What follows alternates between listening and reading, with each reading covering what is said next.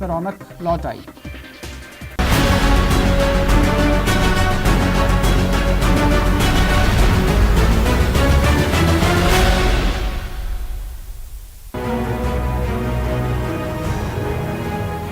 महिला साक्षरता दर पर NSSO की रिपोर्ट का खुलासा। शिक्षा के मामले में राजस्थान सर्वाधिक लैंगिक असमानता वाला राज्य। राजस्थान में साक्षरता का लैंगिक अंतर 23.2%। वर्ष 2017 और 2018 के दौरान पुरुष साक्षरता दर 80.08%।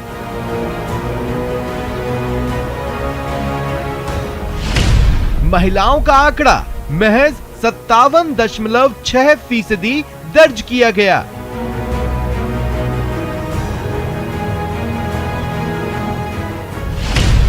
प्राइमरी स्तर से ही लड़कियों के साथ भेदभाव।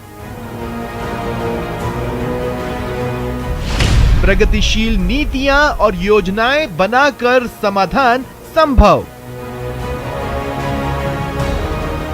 महिलाओं और पुरुषों की साक्षरता दर में अंतर के मामले में राजस्थान सबसे फिसड्डी है। मरुधरा का साक्षरता का लैंगिक अंतर 23.2% है। इन आंकड़ों से जाहिर हो रहा है कि राजस्थान शिक्षा के मामले में सर्वाधिक लैंगिक समानता वाला राज्य है। स्वागत है आप सभी का, आपके साथ मैं हूं स्वप्निल। NSSO की जनवरी में प्रकाशित रिपोर्ट की हकीकत सामने आई है। वर्ष 2017 और 2018 के दौरान पुरुषों की साक्षरता दर 80.08% बताई गई।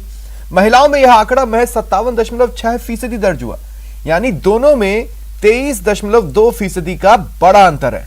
विशेषज्ञों का कहना है कि जब शिक्षा की बात आती है तो प्राइमरी स्तर से ही लड़कियों के साथ भेदभाव शुरू हो जाता है। ऐसा तब है जब सरकारें स्कूलों, कॉलेजों और विश्वविद्यालयों में महिलाओं के नामांकन का अनुपात सुधारने के लिए जी तोड़ प्रयास कर रही है। इसी पर आज बात करेंगे कि मरुधरा में महिला पुरुष साक्षरता में इतना अंतर क्यों है, कैसे इसे सुधारा जा सकता है।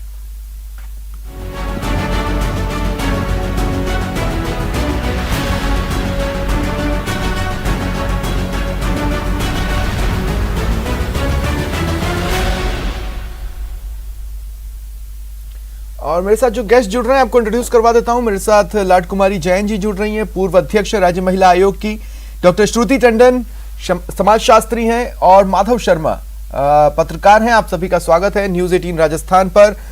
एक बात मैं यहाँ पर स्पेसिफिकली कहना चाहता हूं। मैं शुरुआत माधव आपसे कर रहा हूं। माधव जी, आज भी जब हम ये लैंगिक अंतर की बात कर रहे हैं तो हम पैमाना मान रहे हैं साक्षरता यानी कुछ बेसिक स्टेटमेंट्स आना, वाक्य लिख लेना, बहुत बेस लेवल का गणित कर लेना, यही साक्षरता की डेफिनेशन अभी फिलहाल है। बिल्कुल। सरकारी आंकड़ों में और जैसे हम मानते हैं कि ये साक्षरता का मतलब बेसिक चीज़ें लिखना, पढ़ना, सिग्नेचर कर लेना और खुद को एक तरह से रिप्रेजेंट कर देना, इतना ही माना जाता है। लेकिन अगर इसके आगे अगर हम देखते हैं तो ये जो फासला है और बढ़ता दिखेगा आपको, स्वप्निल। हाँ, एक्सप्लेन कीजिए। फिलहाल तो हाँ, आंकड़ों में यही मानते हैं हम कि जिस तरह से साक्षरता लेवल अभी जो लैंगिक असमानता का जो डेटा आप बता रहे हैं कि 57.6% है, तो ये इसी तरह से है। और ये सिर्फ इतना है कि लड़कियां या कोई भी लिख रहा है, पढ़ रहा है या अपने हस्ताक्षर तक कर ले रहा है और अपने आप को एक तरह से रिप्रेजेंट कर दे रहा है अपने साक्षरता के हिसाब से कि भाई मैं अपना बैंक में अपना मेरा अकाउंट है, मैंने अपना साइन कर दिया, या मैं कहीं खुद को प्रेजेंट कर रहा हूँ तो उसमें आप एक तरह से आपने साइन कर दिया। बस इतना साक्षरता का एक तरह से यही है, साक्षर हो जाना, खुद को थोड़ा सा पढ़ा लिखा। हाँ, और उसी में अगर इतना बड़ा अंतर दिख रहा है तो अभी तो हम हाई एजुकेशन और उसकी बात ही नहीं कर रहे हैं। वो तो और वो डिफरेंस शायद हमको ज्यादा अलग और बड़ा नजर आ सकता है। अच्छा, जब ये हम इस तरह का डिफरेंशिएशन देख रहे हैं तो इसके गैप के बहुत से कारण हो सकते हैं। उसका कारण प्रौढ़ भी हो सकते हैं, बुजुर्ग भी हो सकते हैं, या फिर वो भी हो सकते हैं जो जिनको प्राइमरी लेवल पर ही अपॉर्चुनिटीज नहीं मिल पाई। डॉक्टर श्रुति टंडन, मैं आपके पास आ रहा हूं। देखिए, हर बार जब एग्जाम के रिजल्ट 10वीं या 12वीं के या बड़े बड़े एग्जाम्स के रिजल्ट जब जारी होते हैं तो आपने मीडिया इंडस्ट्री में ये देखा होगा कि लड़कियों ने मारी बाजी चलाता है मीडिया। लेकिन ये जो सर्वे है वो बता रहा है कि लड़कियों ने कहीं तो बाजी हारी है। ये बात इसकी नहीं है कि उसको अपॉर्चुनिटी मिली या नहीं, दरअसल उसको अपॉर्चुनिटी चुनने का अवसर भी मिला कि नहीं, अब ये सवालों के घेरे में। डॉक्टर श्रुति टंडन।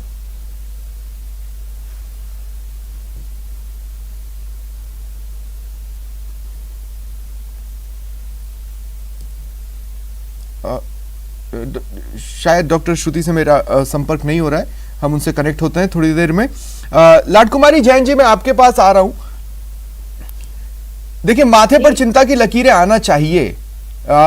ये जो डेटा है उसको देखकर, वो भी राजस्थान में, मतलब मैं तो अभी इस पे जा ही नहीं रहा हूं कि दोनों ही पॉलिटिकल पार्टीज के बाद महिला चेहरे हैं और वो महिलाओं के बीच में ज्यादा अवेयरनेस ला सकती है, मैं उस पर जा ही नहीं रहा हूं। मैं बहुत बेसिक स्तर पे बात कर रहा हूं कि ये माथे पर चिंता की लकीरें लाने वाला सर्वे है। बिल्कुल, बहुत अत्यधिक चिंता का विषय है ये कि जिस तरह की गिरावट आ रही है और जो लैंगिक भेदभाव के आधार पर, क्योंकि राजस्थान में देखिए सामंतवादी प्रथाएं जो रही है, कस्टमरी लॉ जो रहे हैं, और अभी भी बहुत कुछ ऊपर नहीं उठ पाए इन तरह की मानसिकताओं से। सन प्रेफरेंस की बात है, चाइल्ड मैरिजेज है, तो बहुत सारी चीजें हैं। कहीं भी कुछ होता है तो सबसे पहले ड्रॉप आउट लड़की का ही होता है। इवन शादी ब्याह की बात होती है, लड़की एजुकेशन ले रही है, स्कूल जा रही है, कॉलेज जा रही है, तो लड़के की तो शिक्षा का पूरा ध्यान रखेंगे कि उसकी शादी की डेट टाल देंगे, लेकिन लड़की का एग्जाम सफर कर जाए, उसकी एजुकेशन सफर कर जाए, नहीं शादी तो तभी होगी। तो ये बहुत सारा जो हमारा सामाजिक आर्थिक ढांचा जो है और उसका जो प्रभाव मेंटली साइकोलॉजिकली जो प्रभाव पड़ता है बच्चों पे, कहीं भी कोई घटना होती है तो सबसे पहले पेरेंट्स क्या करते हैं, तुम स्कूल जाना बंद कर। अब राजस्थान के अंदर जिस तरह किडनैपिंग, रेप, मर्डर, जिस तरह के केसेज पिछले कई सालों से देखते आ रहे हैं, इनमें कोई कमी नहीं आ रही है। तो बेसिक तो ये है कि सन प्रेफरेंस जहाँ हमारे यहाँ जेंडर गैप है, और ये जेंडर गैप परिवार से शुरू होता है। जो लैंगिक भेदभाव है परिवार से शुरू होता है। बेटा पैदा हुआ या बेटी पैदा हुई, होने देना नहीं होने देना, तो राइट टू चॉइस तो बहुत बड़ी बात है, संविधान ने तो। लेकिन चीजों को टैकल करने के लिए ये जो कुछ चीजें अलग अलग राज्यों में हुई, जैसे मान लीजिए कि हमने कहा बेटी पढ़ाओ बेटी बढ़ाओ, या फिर हमने कहा लाडली लक्ष्मी, या इस तरह की योजनाएं आई। मैं ये नहीं कह रहा हूं कि वो डिलीवर नहीं कर रही हैं, वो एक हद तक डिलीवर कर रही हैं, लेकिन वो इतने पावर के साथ कोई बड़ा चेंज समाज में ले आई हो, वो नहीं दिख रहा। नहीं, वो मानसिकता में बदलाव आए बिना ये ऊपर ऊपर से जो करेंगे हम कुछ भी, वो इतना कारगर तरीके से नहीं होगा। हम प्राथमिकताएं देखिए, हमारी प्राथमिकताएं क्या है। कहीं पर भी कुछ होता है, आपके जो प्राइमरी स्कूल की टीचर्स है, रिमोट एरिया में स्कूल है, जाने का साधन नहीं है, लड़कियों के साथ 10-15 किलोमीटर पे, इवन टीचर कहती है मुझे बहुत सारी कि हादसे हो जाते हैं जंगल में जब पैदल क्रॉस करके जाते हैं, क्योंकि आसपास कोई बस ट्रेन भी नहीं मिलता है, कोई साधन नहीं मिलता है। तो एक और तो हम हायर एजुकेशन के लिए बड़ी बड़ी विश्वविद्यालय, यूनिवर्सिटीज वगैरह, कॉलेज वगैरह में खर्चा करने को तैयार है, लेकिन रिमोट में जो स्कूल है क्यों नहीं जाना चाह रहे हैं? क्या नहीं? छिपी हुई बात थोड़ी, सबको मालूम है। जो भी जिस कॉन्स्टिट्यूएंसी में, उनकी कॉन्स्टिट्यूएंसी के जितने भी स्कूल्स हैं, क्या उनकी प्राथमिकता में नहीं होना चाहिए? चुनाव आएंगे तो ड्यूटी उन टीचर्स की लगा दो, कहीं कुछ होता है टीकाकरण तो उन टीचर्स के लगा दो। आधे से ज्यादा टाइम स्कूल में टीचर नहीं मिलेंगे, लड़कियों को सुरक्षा का बहुत बड़ा प्रश्न है। तो कई सारी चीजें हैं जिन पर प्राथमिकता को लेकर के कि ये अब आप देखिए ना, हमारे यहाँ जो 2011 का जो सेंसस डेटा है, राजस्थान की ही बात हम कर रहे हैं कि 112 मतलब पैदा होने वाली लड़कियों में जो 0 to 6 वाली जो SR है, CSR चाइल्ड सेक्स रेशियो, उसमें 112 लड़के 1000 लड़कों पे कम है। तो यदि पूरी जनसंख्या में हम मल्टीप्लाई करते तो कितनी लड़कियां कम हो गई? और जो लड़कियां हैं उनके एजुकेशन की क्या व्यवस्थाएं हैं? घर वाले भी प्रायोरिटी में नहीं लेते हैं। कई बार आज भी गांव में क्या है, ये कौन सा हमें कमा के देगी, ये क्या ये हमारा खर्चा उठाएगी, ये पराए घर जाएगी। तो ये पराए घर वाली जो मानसिकता है उससे अभी ऊपर बहुत ज्यादा चेंज है, बदलाव आया है, लेकिन जिस तरीके का और जिस गति से बदलाव आना चाहिए वो बदलाव नहीं आया। तो उसके लिए हमारी जो एक स्ट्रेटेजी प्लानिंग होनी चाहिए। क्या हम ऐसे स्कूल से जहाँ पर लड़कियां नहीं पहुंच सकती है या भय के कारण, डर के कारण पेरेंट्स नहीं भेजते, क्यों नहीं मोबाइल स्कूल हम करें कि स्कूल जो है वो बच्चों के घर पर पहुंचे, बजाय घर बच्चे इस तरह के रिमोट एरिया में लड़कियों की जो असुरक्षा है या लड़कियों को नहीं भेज, हाँ, तो अब आपने जितनी चीजें कही उसके हिसाब से मैं ये कह सकता हूँ, माधव शर्मा जी आपके पास आ रहा हूँ कि देखिए अब ये कोरोना काल है, इसमें हमने अर्बन और रूरल सेक्टर्स में किसी तरह से लोगों को पढ़ाई करते देखा। आप मान लीजिए कि अगर एक घर में एक ही मोबाइल है या एक ही लैपटॉप है और बच्चे 2 हैं, ऐसे में किसे कॉम्प्रोमाइज करना, ये तो आसानी से समझा जा सकता है इस सर्वे के हिसाब से। कॉम्प्रोमाइज करना जी, बेटी को ही कॉम्प्रोमाइज करना है, और इस पे मीडिया में सैकड़ों स्टोरीज हुई हैं, खुद मैंने भी कई स्टोरीज की हैं अभी रिसेंटली इस चीज़ पे कि जो कोरोना था इसमें सबसे ज़्यादा ड्रॉप आउट लड़कियों का हुआ है। उनके साथ एक और दिक्कत आई कि ड्रॉप आउट होने के बाद उनके पास शादी का प्रेशर आ गया, है ना। तो शादी होनी है, क्योंकि कोरोना में जो है पैसा कम, मतलब लिमिटेशन थी एक तरह से, कम मेहमान बुलाने की, तो घर वालों को लगा कि कम खर्चा होगा शादी में, तो बेटी की शादी कर दो, क्योंकि स्कूल्स बंद हैं, उनकी पढ़ाई खत्म हो गई, ड्रॉप आउट करा के उनको शादी करा दी। नहीं, लेकिन क्या ये सर्वे इस बात को पोर्ट्रे कर रहा है कि मान लीजिए किसी लड़की में आईआईटी की एबिलिटी थी और वो आईआईटी क्लियर कर सकती थी, लेकिन उसको वो अपॉर्चुनिटी नहीं मिली, उसको ये बोला गया कि हम तुम्हें उतना दूर नहीं भेजेंगे, तुम यहाँ पर ग्रेजुएशन कर लो, कॉमर्स ले लो, आर्ट्स ले लो। ये इस चीज को तो नहीं दिखा रहा है। कॉमन है, बहुत कॉमन है सर ये, कि जैसे हम लोग ये बहुत मिडिल क्लास में भी होता है कि हम अपनी बेटी को इतना दूर पढ़ने नहीं भेजेंगे, क्योंकि अब जयपुर में आईआईटी नहीं है, लेकिन दिल्ली, उसके लिए दिल्ली या कहीं और जाना पड़ेगा। तो हमारी मिडिल क्लास भी, जो पढ़ी लिखी सोसाइटी है, वो भी एक तरह से लड़कियों को बहुत स्ट्रगल करना होता है अपने बाहर जाने के लिए। तो हायर एजुकेशन की बात हो गई। हम जो अभी बात कर रहे हैं वो प्राइमरी लेवल पे या बेसिक एजुकेशन लेने की जो एक लड़कियों का स्ट्रगल है उसकी है। इसीलिए मैंने सवाल जो पूछा था, दरअसल जब लाडकुमारी जी बोलती हैं मानसिकता, या आप जब प्राइमरी की बात कर रहे हैं, तो उससे जुड़ा मेरा सवाल समाज शास्त्री से ही था। डॉक्टर श्रुति, क्या मेरी आवाज अब आपको मिल रही है?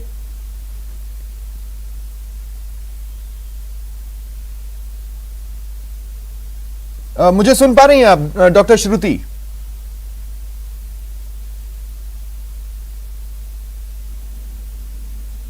नहीं, मेरी आवाज अभी भी उन तक नहीं पहुंच रही है शायद।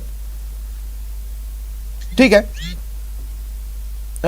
लाडकुमारी जी, मैं एक बार फिर आपके पास आ रहा हूं और इस सवाल के साथ आ रहा हूं कि हम कब तक सिर्फ ये मानसिकता बोलते रहेंगे? ऐसे धड़े एनजीओ, खुद महिला आयोग इसके लिए वर्क कर रहा है और आज से नहीं कर रहा है, दशकों की एक जंग से वो गुजर रहे हैं। हम कब तक सिर्फ मानसिकता बोलते रहेंगे? कहने का मतलब है कि अगर चेंज नहीं दिखेगा तो हम हालात बदलेंगे कैसे? नहीं, डेफिनेटली चेंज इज देयर। मैंने ये नहीं कहा कि नहीं है, बदलाव आया है, हो रहा है, लेकिन जिस तरीके और जिस गति से, सकारात्मक तरीके से बदलाव आना चाहिए था, वो नहीं आ रहा। और उसके कई सारे फैक्टर्स है। सोशल इकोनॉमिक इनसिक्योरिटी भी है, पॉलिटिकल विल की भी कमी है, और आए दिन इन दूसरी चीजों, मतलब मेरा जो प्रश्न मैंने भी यही उठाया था कि जो प्राथमिकता हमारी इस चीज को मिलनी चाहिए, वो प्राथमिकता हमारी गर्ल एजुकेशन को जो प्राथमिकता मिलनी चाहिए, वो प्राथमिकता नहीं।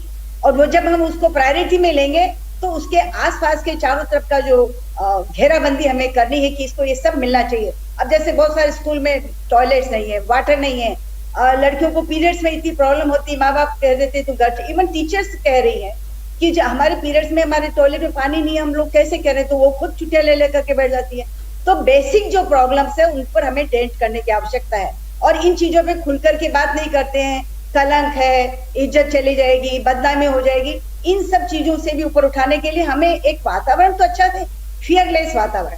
सबसे पहले लड़कियों के लिए फियरलेस वातावरण, एक भय रहित वातावरण, एक जिसको हम हेल्थी एटमॉस्फेयर। पर बड़ी अजीब बात है, देखिए यही बेटियां जब ओलंपिक्स में मेडल लेकर आई या पहली बार विमान को उड़ाते हुए दिखी, इन्हीं लोगों को गर्व हुआ, इन्हीं लोगों ने तालियां बजाई। अब मैं एक बात और मैं पूछना चाह रहा हूं लाडकुमारी जी, मुझे समझाइए।